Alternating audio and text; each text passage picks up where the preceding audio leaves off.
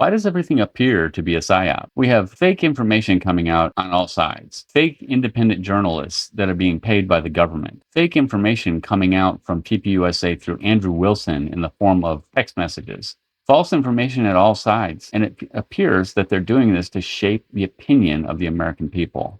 They're trying to shape our minds, and they're doing it through psyops.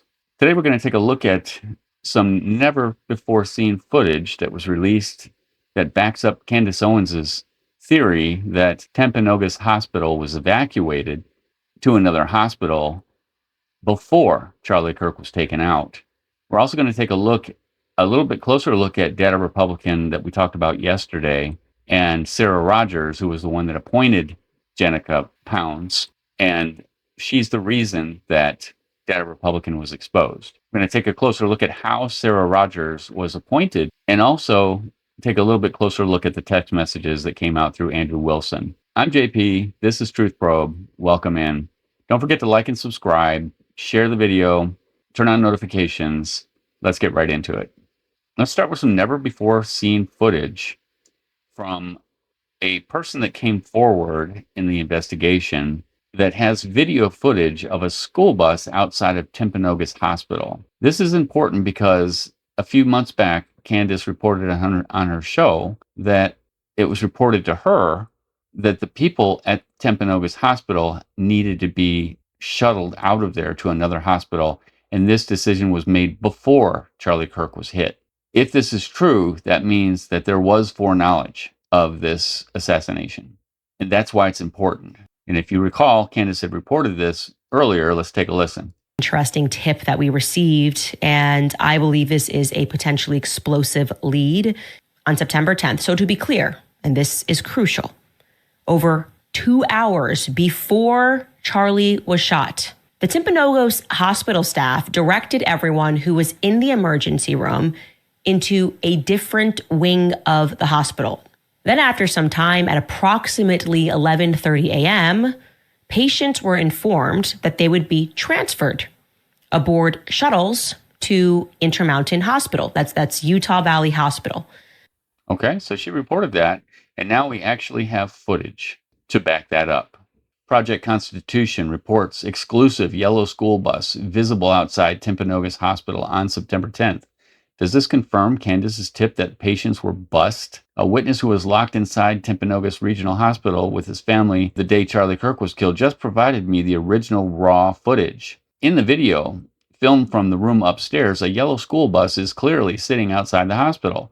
This is a big deal. Candace Owens previously reported a tip that ER patients at Timpanogos were transferred by shuttle bus to Utah Valley Hospital that day, with the transfers allegedly beginning around 11:30 a.m. before Charlie Kirk was even taken out.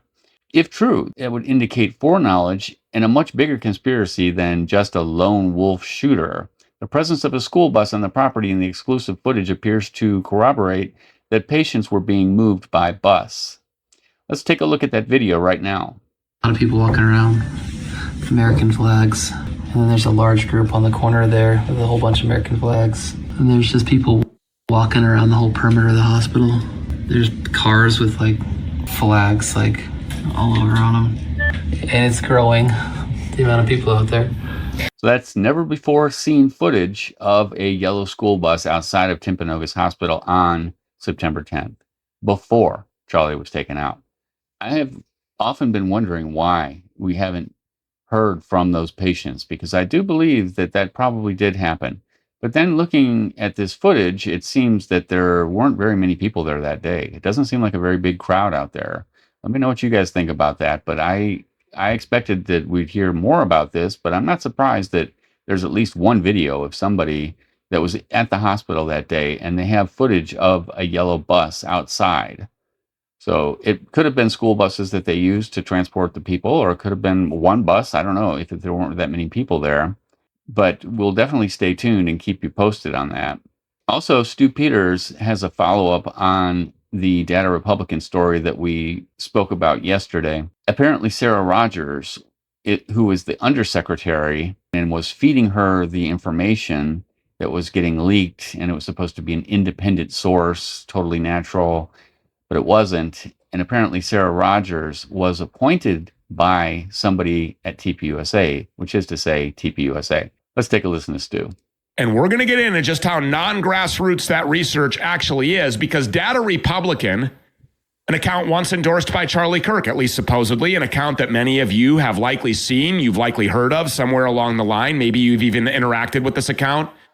But this account, Data Republican, has been exposed as a Fed. At least the woman who runs it is. Imagine my shock here. So, and that's what we reported yesterday. Now, if we take a quick look at this situation, Gemini breaks it down. The scoop: Rogers provided Biden-era government documents about Cuba to Pounds, intending her to review and publish them as a media exclusive. Pounds is Data Republican. The entrapment accusation: Pounds panicked and posted on social media that Rogers and the deep state were trying to set her up to commit a crime by leaking classified or sensitive information. The rebuttal: Rogers publicly released the text messages demonstrating that the documents only contained standard FOIA redactions and that there was no setup. The Pentagon reveal: the public fallout inadvertently unmasked that Pounds, who presented herself publicly as an independent commentator, had secretly been working since July as a special government employee for the Department of Defense. Okay, and then breaking on Stu's show. But I want to break something right now that I don't think's been reported yet, that I've just discovered this morning. And that is Sarah Rogers, this Deputy Undersecretary of State who got into this beef with Data Republican in the first place, was placed at the Department of State by Blake Neff. What? Yeah, let me walk you through this. So after Trump was elected in 2024, Charlie Kirk helped with the transition. You know, there's the presidential transition team, right? When a new administration comes in. And so they actually consulted Charlie Kirk. Charlie Kirk had a lot to say. He had a lot of input to give to the Trump administration on personnel decisions. And Blake Neff is the one who gave Sarah Rogers' resume, submitted Sarah Rogers' resume to be considered for a position. And he and Andrew Colvett announced this in October on the Charlie Kirk show this last October in a 10-minute segment they had with her. He was close friends with her. He submitted her resume. She got hired at the Department of State. That's how Sarah Rogers, this chick who's in this beef with Data Republican, got to be working under Marco Rubio at the Department of State. Blake Neff of TPUSA. It's the whole reason that Data Republican was exposed, because Sarah Rogers was, as he said, in a beef with Jenica. And Jenica became fearful that she was being set up. And that's how the whole thing just was revealed. And she got doxxed and the whole thing came out. Apparently, you can't trust anyone. Honestly, it's so important for us to be careful who we listen to, who we subscribe to, and who we believe. You know, if it's just somebody that's popular just because they're popular, then I would really take a close look at that person and see. If it's somebody, though, that has always been truthful and you feel like it's giving you they're giving you good information, then I would stick with it. You have to use your critical thinking there. You just got to do the best you can, because we're getting bombarded left and right with fake information and psyops and feds, basically paid off influencers that are trying to take over our opinion and shape our minds. Shipwreck was on X. Let's take a listen to her. Data Republican who exploded on X with her hot takes and her blind and deaf stance on everything because she's blind and she's like Helen Keller is a Fed. Which means her mom probably is too. Here's what happened, okay? The Undersecretary of the State Department came out and apparently had sent her some information. She's like, hey, would you like to leak this to the public? It's a leak. And Data Republican at the time was like, you know what? I think this is all illegal. I'm not going to do this. I feel like you're setting me up so that I go to jail. But instead of like having the conversation with the Undersecretary, she came out on X and had a full and complete meltdown about this, how they were trying to set her. And as people did, they got behind her. They were like, girl, you bet. Yeah, fuck the government. But then the undersecretary came out and was like, girl, no, this is just some information that we had that we wanted to get out to the public, and we wanted to give you this. I can put it out myself. It's not a huge deal. And then she did. To which Data Republican tried to like backtrack on it, but then didn't, and then ended up apologizing, saying that she posted from a week of stress and said more faster and louder and more public than the moment called for. She said a bunch of other things, but she also deleted them, and she deleted them before I had a chance to get caught up. So she overreacted basically and just outed herself. That's what she did. She outed herself, and that's the end of that. Moving on, the text messages that Andrew Wilson is releasing, I gotta say, I don't believe that I believe they're doctored. I'm not even sure they're real at this point. You can see the comparisons here. If you look at the real Telegram messages, how they are with the CK emblem here next to it, Charlie Kirk's name on it, the time. There's a lot of information on here, the way it's set up. If you look at the other one, if you look at the text messages that Andrew is releasing, none of that. You don't have the little CK emblem. You don't have any name above it. It's just all put together with AI or doctored somehow.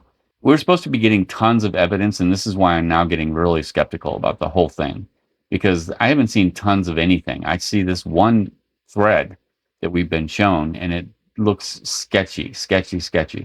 I don't like that, and I'm not impressed with the amount of evidence that they're dropping. I want them to provide evidence if they can, and they promised they would, but nothing is happening. So I don't know where we're supposed to go with that. There's a new video out on Erika, and I'm going to play that for you. This September 10th, we come together for an anniversary unlike any other, because we can all grieve differently together. Celebrate his life, honor his legacy, and experience a night you'll never forget. With live entertainment, breathtaking performances, and a celebration bigger than ever before. Let's commemorate the moment with new, exclusive, limited edition anniversary merch. New designs, new colors, available for a limited time. Beautiful, just beautiful. Because a legacy this important deserves more than memories. September 10th.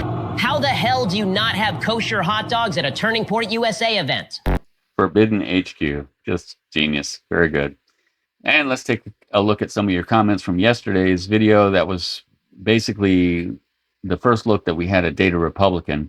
The vegan wifey says, it's extremely disturbing to know someone in our government is publicly attacking a civilian. Completely unacceptable and unethical.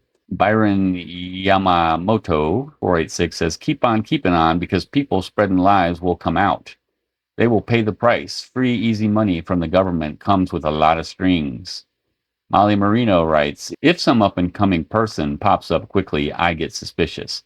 Plus, when a bunch of people put so much energy hating someone, then something is up with those people. That is what I call critical thinking right there. When you see patterns like that, people are starting to use the same phrasing, the same wording, and the message is really close. And, you get a feeling, and you got to follow that feeling. If you know that something is up, or if you feel like something is up, I don't care what Andrew Wilson says, your feelings are important in this. You have to listen to him. And you don't have to base everything on your feelings, but you can start with that. And if your feeling is off, look into it, and then use your logical, critical thinking skills. That's what I would do, and that's what I recommend you do. I would like to know what you think about all of this. We seem to be having a lot of psyops going on, and it's pretty obvious when you really start taking a close look at this. So let me know what you guys think in the comments. I appreciate everybody sending in all the comments. We've had a lot. Like and subscribe if you haven't already. Share the video. Catch me on X, JP Truth Probe, or email me at jptruthprobe@gmail.com. Thanks for watching. I'll see you in the next video.